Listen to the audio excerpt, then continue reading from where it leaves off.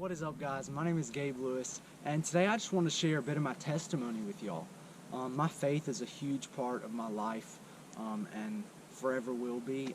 My relationship with Jesus Christ is amazing, and I'm so thankful for Him. So I just wanted to share with y'all that part of my life. That's a really important part of who I am, and who I identify as.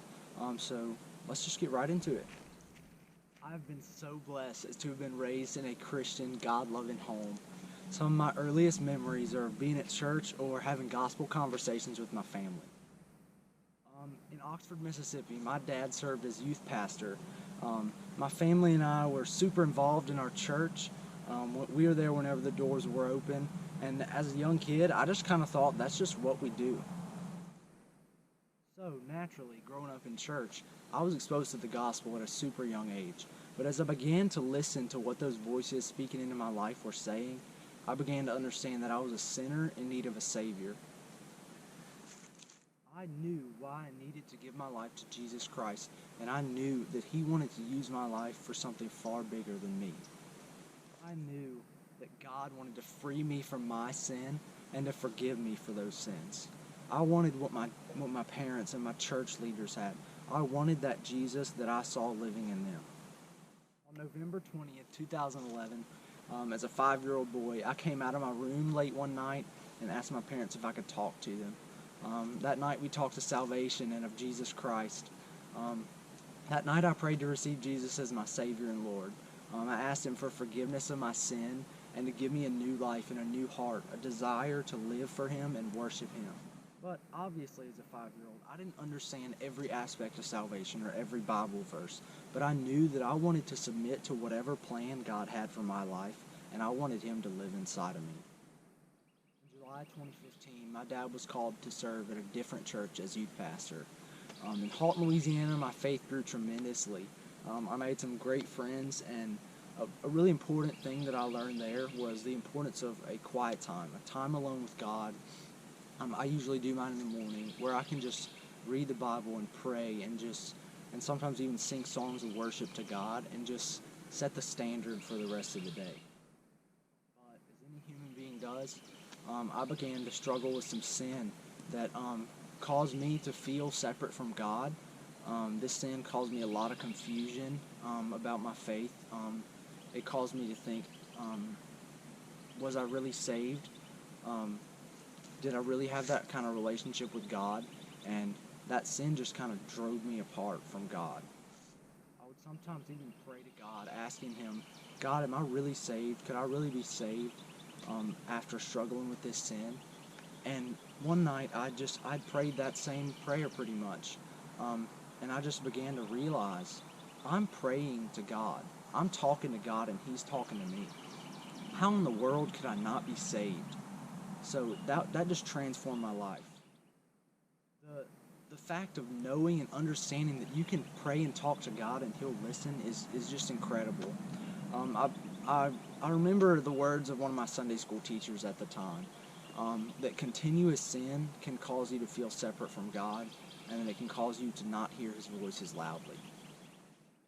After that Sunday school teacher said that to me, I just began to understand that it was my sin that was separating me from God. God is a perfect and holy God, and He cannot be near sin.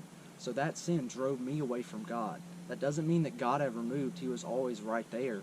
But I had drifted away into a sin that I had no business being a part of, and it just drove me away from God. But after hearing that Sunday school teacher's words, I just began to realize that I've got to get rid of this sin. I prayed to God and asked Him for forgiveness of my sin, and He did. God forgave me, because God is a forgiving and loving God, and He will always give you another chance. From then on, I began to understand the importance of, to say you follow Christ and that you're a Christian, you have to truly follow Christ and what He says in the Bible. The Bible is not just a book of rules, it's a book of the way to live your life as a Christian, the way to get closer to God.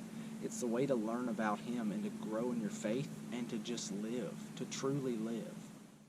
From that point in my life, I began to realize the importance of living out and practicing the truths that the Bible said.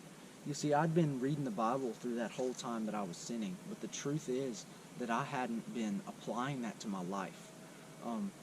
So what good does it do to read something or to learn something and not even apply it into your everyday life?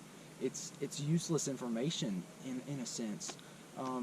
And from then on, I began to realize the importance of sharing my faith, of telling people about the gospel and how I got Jesus Christ to live in my life and change me, a sinner.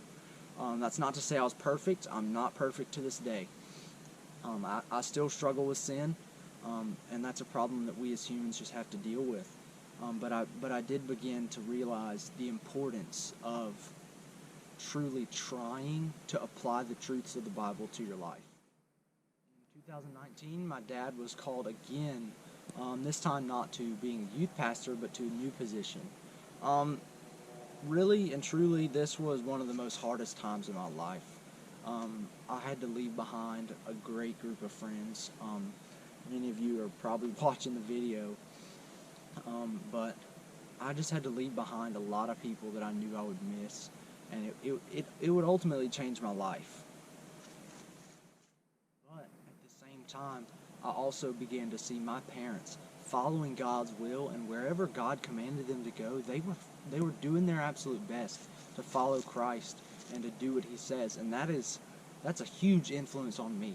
My parents have been a blessing in my life. They've told me so much about God and just about life in general, and I'm so thankful for them. Ultimately, I'm just blessed to have parents that follow after the will of God. My dad was called to be the youth strategist of the Louisiana Baptist Convention. Sadly, he would no longer be my youth pastor, but luckily, as we were searching for churches, we found a church, Philadelphia Baptist, where we just felt loved and appreciated, and we were truly surrounded by followers of Christ in the same boat that we were in. It is here in DeVille, Louisiana, where we have been for almost 2 years. I've begun to make some great friends here. I've got a great group here, and I'm just thankful for all of them too. Again, God provided for me in my life, with my friends, with my church, with a community, and it's here that I have grown exponentially in my faith. I know, big words, but I've grown in a huge part of my faith due to my church and just my commitment to read my Bible and apply those practices in my life. My salvation and my relationship with Christ have carried me through the times of loss, transition, worry, doubt in my life, to times of love, adventure, hope, and just peace. I'm not perfect, and I never will be, but I choose to commit to the plan that God has for my life. I choose to follow Him wherever He tells me to go. And Romans 1:16 says, "For I'm not ashamed of the gospel, for it is a power of God for salvation to everyone who believes, first to the Jew and also to the Greek." So that's what I choose to do. I choose to believe in that God that gave me salvation almost 10 years ago. I choose to follow Him in whatever plan He has for my life. Ultimately, I don't really know what that looks like. I have no clue what I want to do with my life, and really that's not a problem. God has got a plan for my life, and I know that He's going to use me, hopefully to do some great things in His name. So that's what I want to do with my life. I want to share the gospel. That doesn't mean being a pastor. That just means living my life day to day as God calls me to. So that's my story. If you don't have that kind of relationship with God, and you'd like to learn some more, I really highly encourage you to drop a comment down below asking me a little bit more about that. Send me an email, whatever. Just get in contact with me, because I want to share more with you about that God that wants to save you.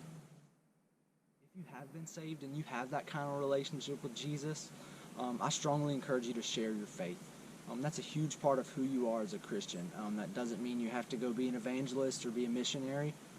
Maybe that means making a YouTube video or posting a video on social media, or just sharing it to a friend, one-on-one.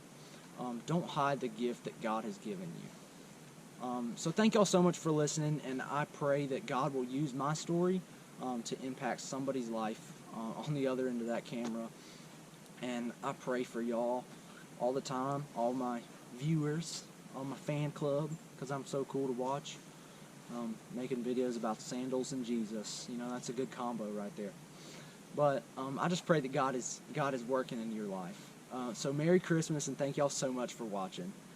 See you on the next one.